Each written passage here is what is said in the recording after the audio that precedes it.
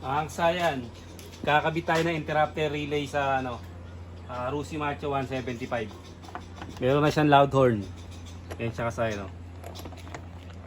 Tanggalin na natin dalawang 10mm sa kanyang visor.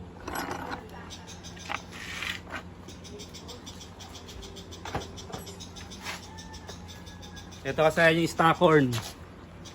Tapos ito naman yung kanyang relay. Kung sa stock horn natin siya ilalagay, tatanggalin nyo lang yung kabilaan. Kung halimbawa kasi stock horn lang yung gamit nyo, ayan siya.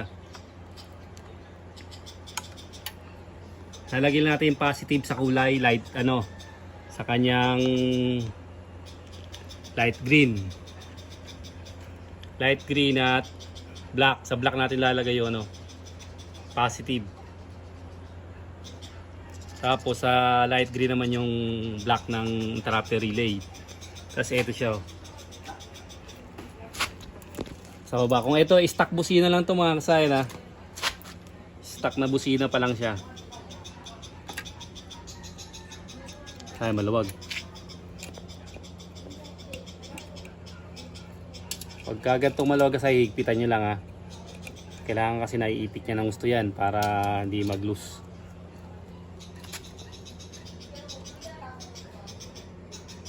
Pagka hindi siya tumunog, babaliktarin nyo lang siya.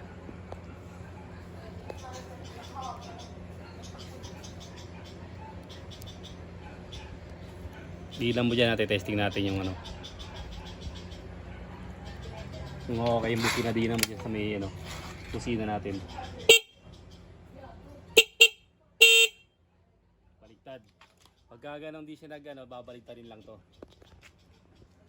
Babaliktarin nyo lang yung positive at negative. Pag hindi siya nag-interrupter. Nakadiin ba doon sa kabila? Nakadiin pa.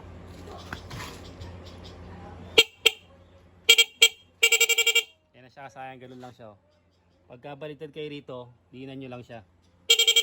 Okay na interrupter. Ngayon kasayan, di tayo maglalagay naman kung kung sa loud horn naman kayo maglalagay, ganito lang. Madali pa rin to kasayan.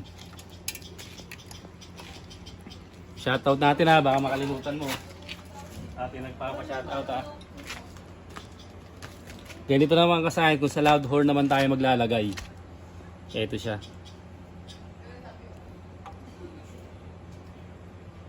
Ito dahil ipipix natin, kaya higpitan natin yung yung pinakasuksukan niya. Tapos etong dalawa na to kahit magkabaliktaran.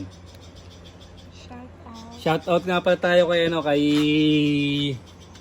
pangalan kasayan? Samuel Asor Dowanlo. Shoutout kay Samuel Asor. Shoutout sa iyo, Sir Samuel. Ayun siya. Ito lang kasayan ilalagay lang natin dito sa kabilaan, tapos testing na natin. Okay na siya kasayan. Ganun lang kasayan pagpa-passing horn. Ipipix nyo lang siya kasayan pagka hindi siya tumunog, babaliktarin nyo lang. Ito lang yung gagalawin nyo kasayan, itong dalawa lang Ito lang importante niya kasayan sa relay. Pagtanggal nyo rito, ito yung pinagkabitan ng ng busina. Yan yung dalawa na yun Pagka hindi tumunog, babaliktarin nyo lang yan. Pagbabaliktarin nyo lang to. Etong dalawang dilaw, kahit magkabaliktaran siya, walang problema. Ganun lang kadali kasayan mag-passing light sa sa Rusi Macho 175, maglagay ng ng interrupter relay. Etong dalawang dilaw kasi kahit magkabaliktaran siya, hindi kayo dyan malilito. Papasok nyo lang siya yan pagka meron na siyang Ganun lang kasayan. Hanggang dito na lang mga kasayan. Salamat sa panonood.